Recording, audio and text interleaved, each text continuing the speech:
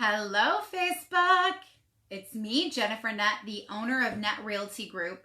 And I wanted to pop on today because I get asked a lot of questions about real estate in my everyday life. I have people that reach out to me every single day and they want to know the best way to start the real estate process, the best way to get through it, and the easiest way to get through it so that it's not this huge stressful situation. Well, I've got 3 steps that are sure to ease the stress of the situation, get you through the real estate process, no matter if you're buying or selling, and ease the pain a little bit. So, step number 1.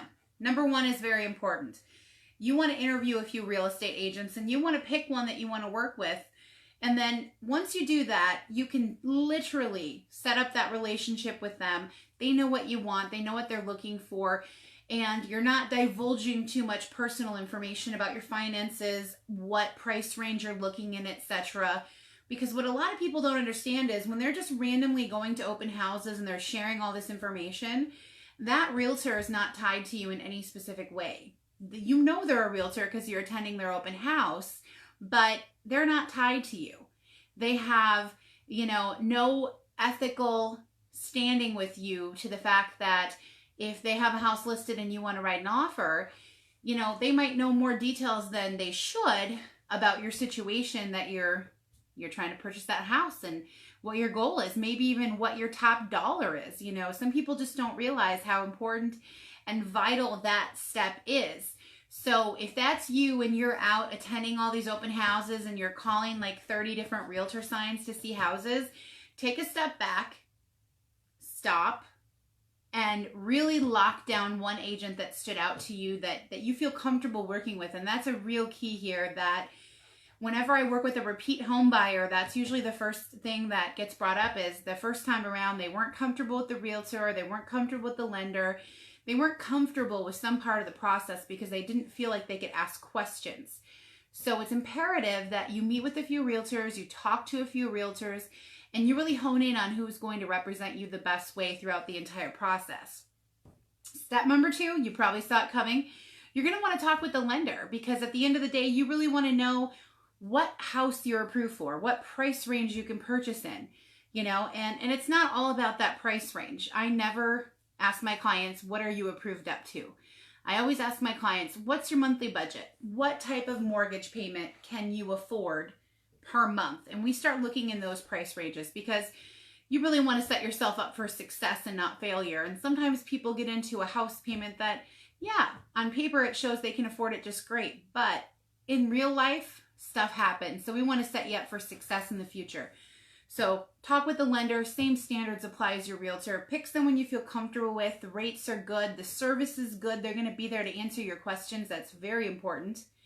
And then the whole process will start to get way easier and more exciting, and you can actually enjoy the process, which you should. And then step number 3 is really on your shoulders. If you're new to the area, it might be a little bit more difficult, but the best way that we can literally serve you is for you to have an idea of a style of house you like, have an idea of an area you want to live in, and really hone in on those key factors that are important to you. If you want a 3-stall garage, tell us that, and we'll stay focused on finding you that perfect house that suits all your needs. But sometimes when you stray from what's vital that you have in your house, if you need 3 bedrooms, you look at 3 bedrooms plus.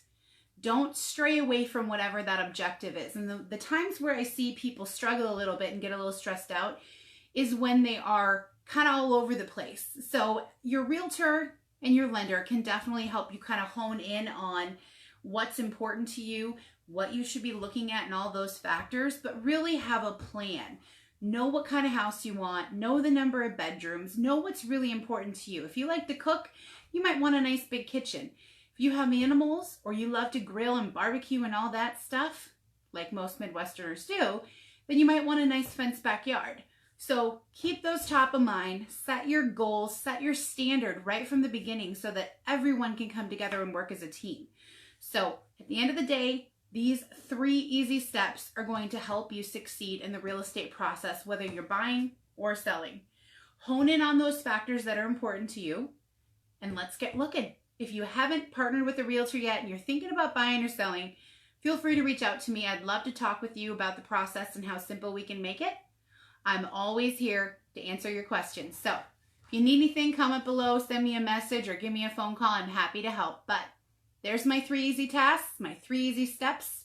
If you have any questions, don't be afraid to reach out. I hope you guys have a great day.